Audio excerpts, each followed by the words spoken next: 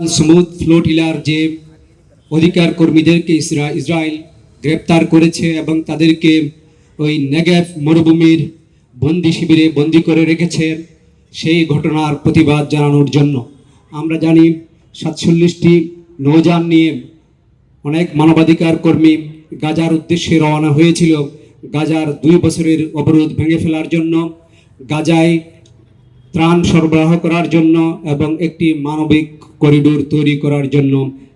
Israel সেই নিরীহ অধিকার কর্মীদেরকে, আন্তর্জাতিকভাবে খ্যাতিসম্পন্ন অধিকার কর্মীদেরকে, যাদের মধ্যে অনেক দেশের পার্লামেন্ট সদস্যরা পর্যন্ত রয়েছেন, তাদেরকে ইসরায়েল অন্যায়ভাবে গ্রেপ্তার করেছে। আমরা এর প্রতিবাদ জানাই।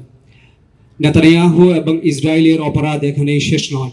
এর পূর্বে তারা গত 2 বছর জুড়ে, অক্টোবরের 7 তারিখ আসলে 2 বছর হবে, এই 2 বছর ধরে গাজায় নির্মমভাবে গণহত্যা চালাচ্ছেন। সেখানে তারা যুদ্ধ অপরাধ করছে। নারী এবং শিশু সহ নিরপরাধ নিরীহ সিভিলিয়ানদেরকে হত্যার মাধ্যমে নেতানিয়াহু যুদ্ধাপরাধ চালিয়েছেন।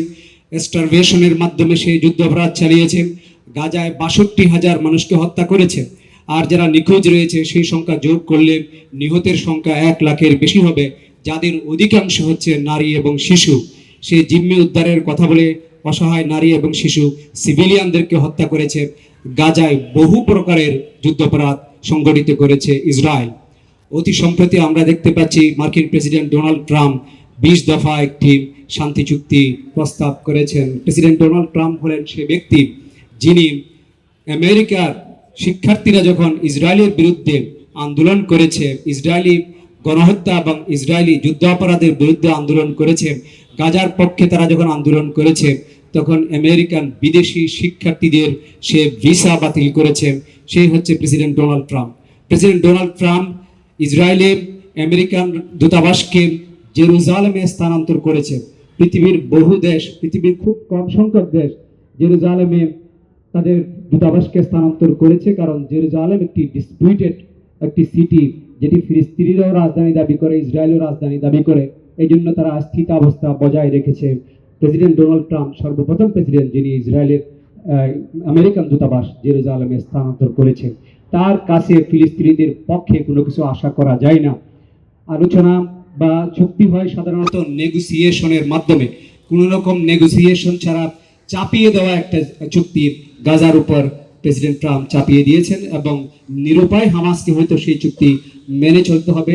আপনারা আজকের সকালের আপডেট জানেন, হামাস তার আলোচনার জন্য সম্মতি প্রকাশ করেছে, সম্পূর্ণরূপে চুক্তি মানেনি এবং ট্রাম্প নেতানিয়াহুকে অনুরোধ করেছেন, আহ্বান জানিয়েছেন যুদ্ধ বন্ধ করার জন্য।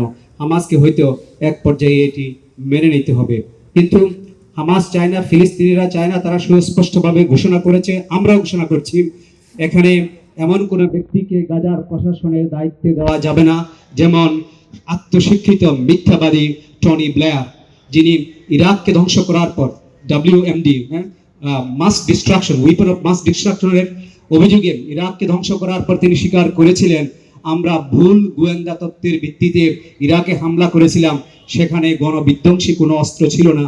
সেই আত্মশিক্ষিত মিথ্যাবাদী টনি ব্লেয়ারকে কোনোভাবেই ফিলিস্তিনের দায়িত্ব দেওয়া যাবে না।